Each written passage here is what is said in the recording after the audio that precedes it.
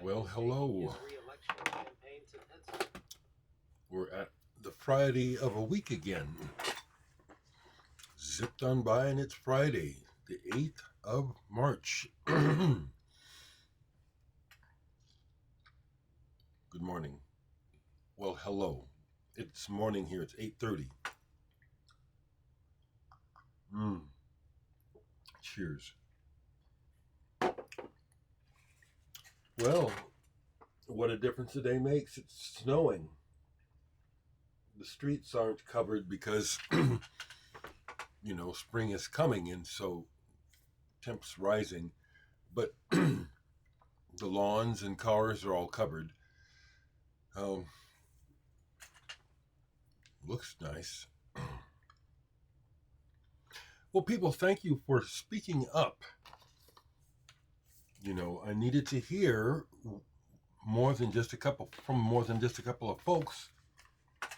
If you were interested in hearing from the maker of the documentary Energy, her name is Michelle Highway. I think that's how you say it. Highway. I bet that's how you say it. It's not like H-I. It's H-E-I-G-H. But so I'm going to have her on. She will be my guest next Tuesday, March 12th.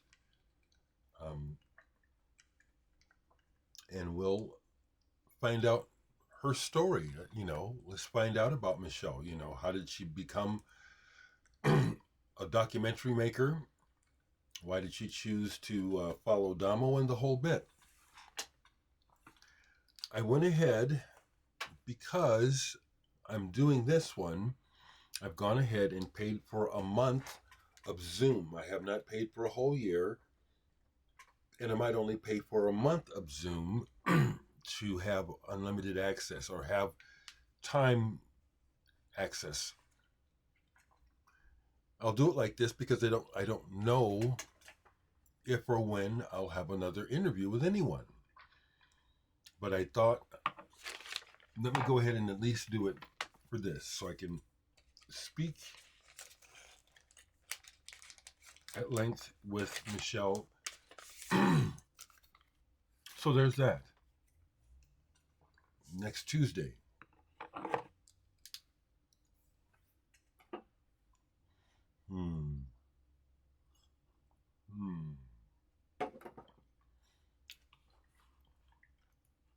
Comments are interesting. I've only deleted a couple in the last couple of weeks.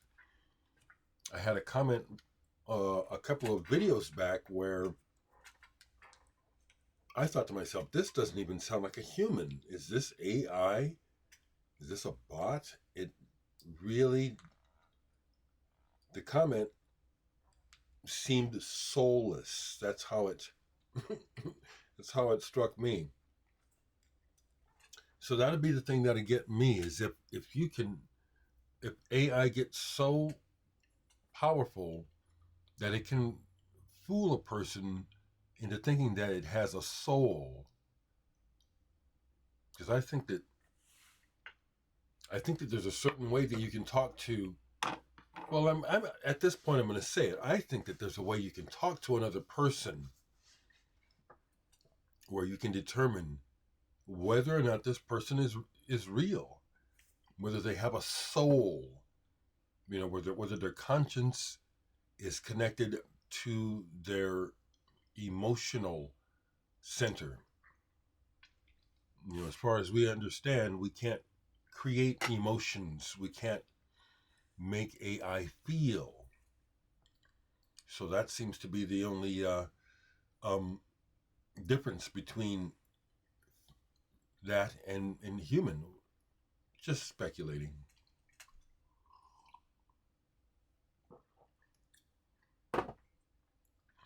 In other news, because don't have much, I have not gone to the record store this week. I do not plan to go today. I didn't see anything in the new release updates from in the Groove Records. Mike in Phoenix, I watch him regularly. Homers will do their new release video today. that would be fine with me to not go to the record store and save the money, or not spend the money anyway. It's been a good week, and I have plenty of music here to discover and rediscover. So I don't need to spend any money. Along those lines, this got played partially yesterday. The Travel Agents Agency, 1968.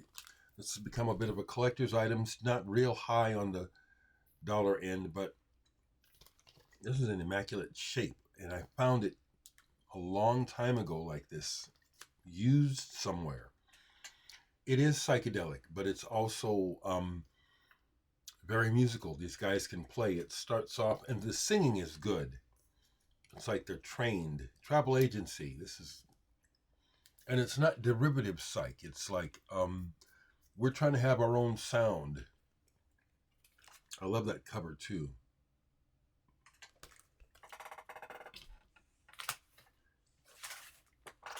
I was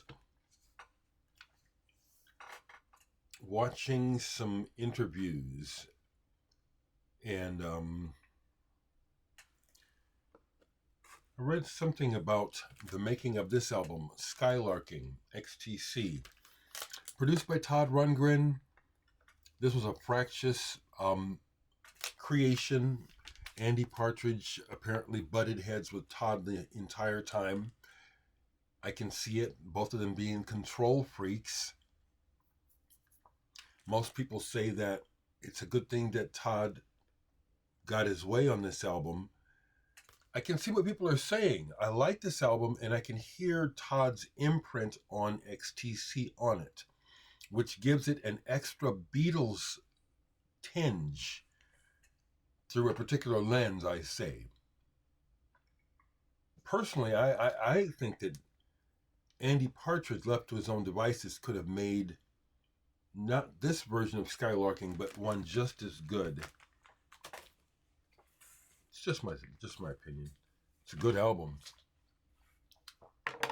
And the main thing I thought was, yeah, I can tell that Todd worked on this.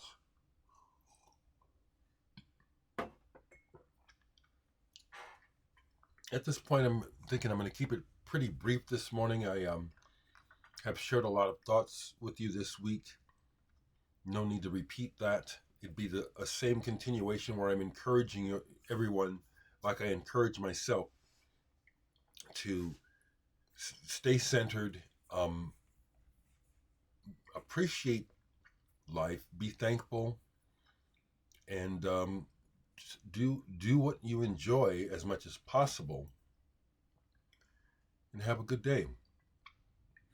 The only other thing that I can think of to share is that I got a message. I was contacted by Sam Hare, is his name. He is in the Rick Agnew band, or what he was in the Rick Agnew band. Probably not anymore. But when time really rolls by, he got a hold of me, sharing with me that it was 10 years ago when they came through town on tour, and we played a show with them, and he was making a documentary about their tour, or supposedly. I had completely forgotten about this, because he had taken footage, not just of the show, but interviews and stuff. Well, it turns out that Sam is actually completing the documentary, hopefully by this summer, and he got a hold of me asking for permission to use stuff from my channel and some other stuff. So that's something that's coming up, a documentary about Rick Agnew. He was in The Adolescents, Christian Death, D.I. His guitar sound is one of the defining sounds of California hardcore punk from the 80s. And a long distance friend. So that's happening.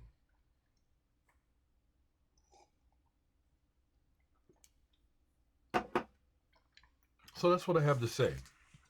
I'm going to go ahead and push this. I was paid when David Nance got the record deal with Third Man. That does still happen. people get record deals, but it's hard to get a record deal, and to get a deal where you get money is a whole nother deal, is a whole nother level. Well, David achieved that. He got a record deal with Third Man, Jack White's label. Got an advance, so David was able to pay us to make the album. When we made the record, that wasn't a consideration at all. We're his band. We're his friends. I'm speaking for the band. The other guys, we, when I say that, we, because we like the music. I like the music. I like David quite a bit. So when the record deal came through and he was able to share with us that he was going to be able to pay us, I was like, wow, well, great. You got paid decent, okay? But what I'm saying is when I push this, I don't get points on sales. I've already been paid for making this. I don't get money from sales. But I want to encourage people to hear this album, listen to it, connect with David Nance. I think David he's a talent. He's someone that deserves greater attention.